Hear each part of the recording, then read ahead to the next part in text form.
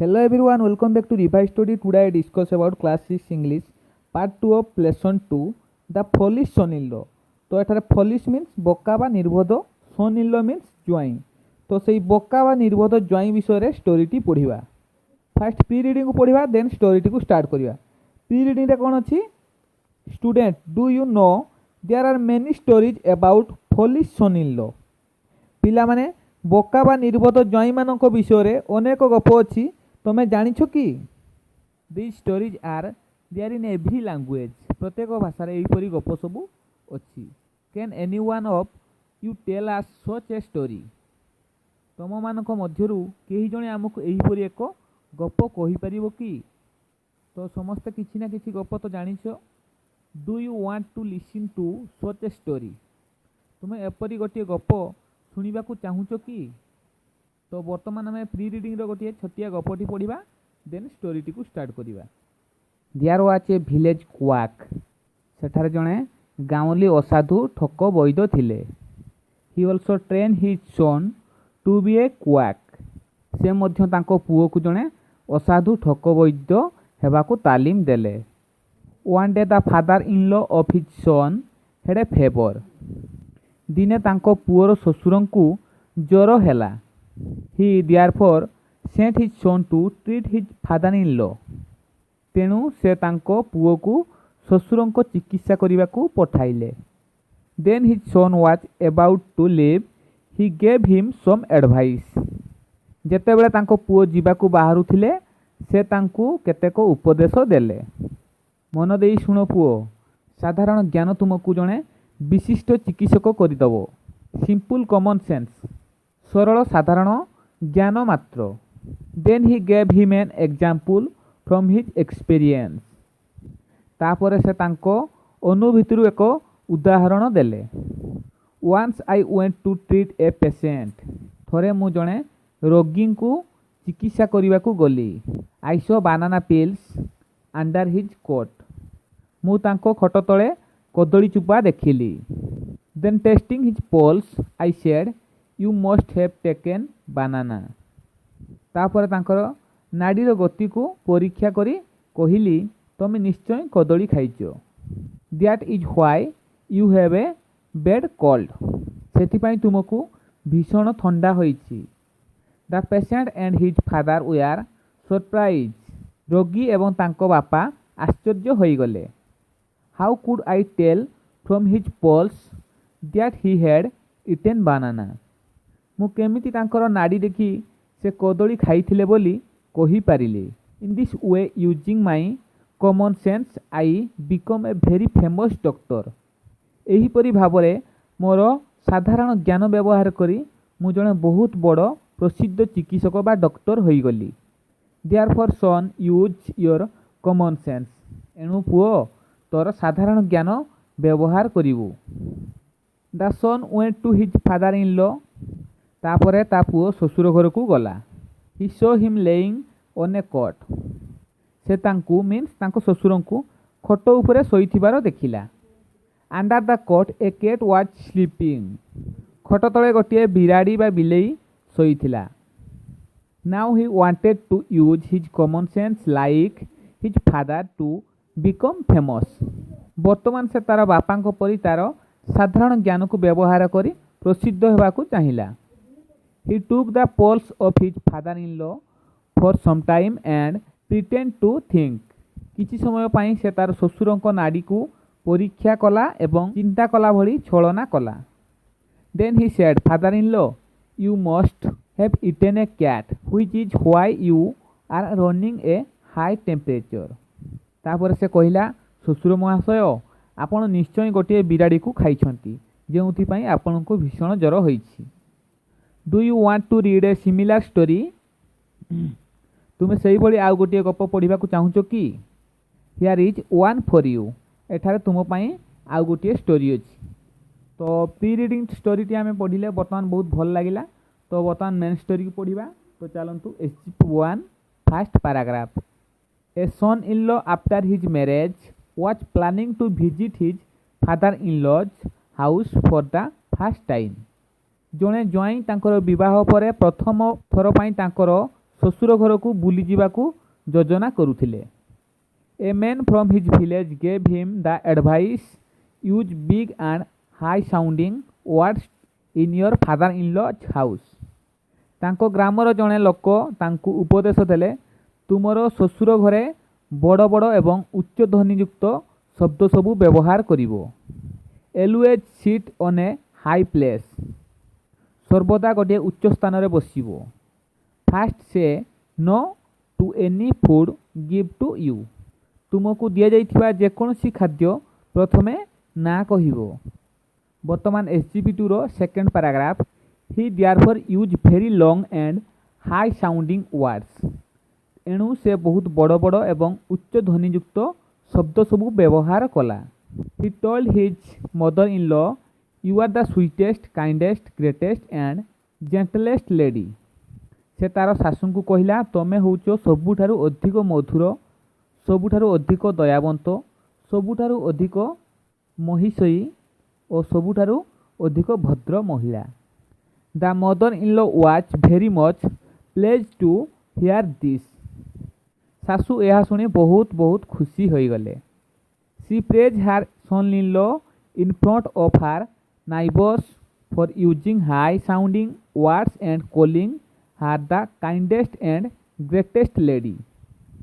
ସେ ତାଙ୍କ ପଡ଼ୋଶୀମାନଙ୍କ ସମ୍ମୁଖରେ ତାଙ୍କ ଜ୍ୱାଇଁ ବହୁତ ଉଚ୍ଚ ଧ୍ୱନିଯୁକ୍ତ ଶବ୍ଦ ସବୁ ବ୍ୟବହାର କରୁଥିବାରୁ ଏବଂ ତାଙ୍କୁ ସବୁଠାରୁ ଅଧିକ ଦୟାଳୁ ଓ ସବୁଠାରୁ ଭଦ୍ର ମହିଳା କହିଥିବାରୁ ତାଙ୍କର ପ୍ରଶଂସା କଲେ। ବର୍ତ୍ତମାନ third paragraph. Following strictly the second advice the son-in-law did not sit on a chair। ଦ୍ୱିତୀୟ ଉପଦେଶକୁ କଡ଼ାକଡ଼ି ଭାବରେ ଅନୁସରଣ କରି ଜ୍ୱାଇଁ ଜଣକ ଚୌକିରେ ବସିଲେ ନାହିଁ। he preferred to sit over paddy sacks piled high। ବହୁତ ଉଚ୍ଚ ପର୍ଯ୍ୟନ୍ତ ଥାକ ମରାଯାଇଥିବା ଶସ୍ୟ ବସ୍ତାଗୁଡ଼ିକ ଉପରେ ବସିବାକୁ ସେ ପସନ୍ଦ କଲେ। similarly when any food was given to him he said no। ସେହିପରି ଯେତେବେଳେ ତାଙ୍କୁ କିଛି ଖାଦ୍ୟ ଜିନିଷ ଦିଆଗଲା ସେ କହିଲେ ନା। one night his mother-in-law prepared delicious rice pudding କ୍ଷୀରି for him।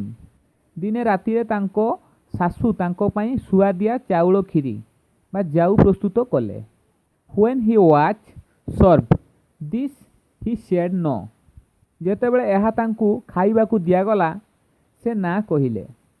therefore he was not given rice pudding। ଏଣୁ ତାଙ୍କୁ ଚାଉଳ କ୍ଷୀରି ଦିଆଗଲା ନାହିଁ। but 2 or 3 drops of rice pudding fell on his plate।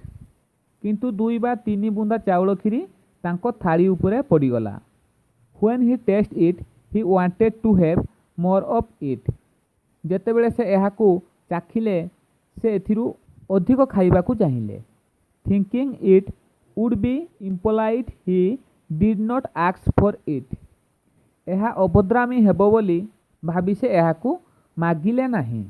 but he wanted somehow to eat the rice pudding।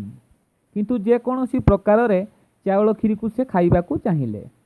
he carefully watched his mother-in-law। ସେ ତାଙ୍କ ଶାଶୁଙ୍କୁ ଯତ୍ନ ସହକାରେ ଲକ୍ଷ୍ୟ କଲେ। she put the rice pudding on a pot and placed it on a ସିକା। ସେ means ତାଙ୍କ ଶାଶୁ ଗୋଟିଏ ପାତ୍ରରେ ଚାଉଳ କ୍ଷୀରିକୁ ପୁରାଇଲେ ଏବଂ ଏହାକୁ ଏକ ସିକା ବା ଉଚ୍ଚ ସ୍ଥାନରେ ଥୋଇଦେଲେ। now SGP3 fourth paragraph। at the dead of the night he tried to get the pudding from the pot। ଗଭୀର ରାତିରେ ସେ ପାତ୍ର ମଧ୍ୟରୁ କ୍ଷୀରି ଆଣିବାକୁ ଚେଷ୍ଟା କଲା। but unfortunately it fell on his head। କିନ୍ତୁ ଦୁର୍ଭାଗ୍ୟବଶତଃ ଏହା ତାଙ୍କ ମୁଣ୍ଡ ଉପରେ ପଡ଼ିଗଲା। his whole body was smeared with rice pudding like gum। ତାଙ୍କର ସମଗ୍ର ଶରୀରଟା ଚାଉଳ କ୍ଷୀରିରେ ଅଠା ପରି ବୋଳି ହୋଇଗଲା। what to do now he thought to himself। ସେ ନିଜକୁ ନିଜେ ଭାବିଲା ବର୍ତ୍ତମାନ କ'ଣ କରିବାକୁ ହେବ। he saw freshly polk cotton spread on a mat to dry। ସେ ଦେଖିଲା ତଟକା ତଳା ହୋଇଥିବା ତୁଳାଗୁଡ଼ିକୁ ଏକ ମସିଣା ବା ଆସନ ଉପରେ ଶୁଖାଇବାକୁ ବିଛା ହୋଇଛି। he fell on it and turned 2 to 3 times left and right। से एहा उपरे शोई पड़िले एवं 2 ରୁ 3 थर बामरू डाहाण होई गडिले। Then he look like a lamb. तापर से एक मेंढा छुआ परी देखागला। What to do now he thought to himself. से निजकु निजे भाबिला वर्तमान कौन करने को हेबो।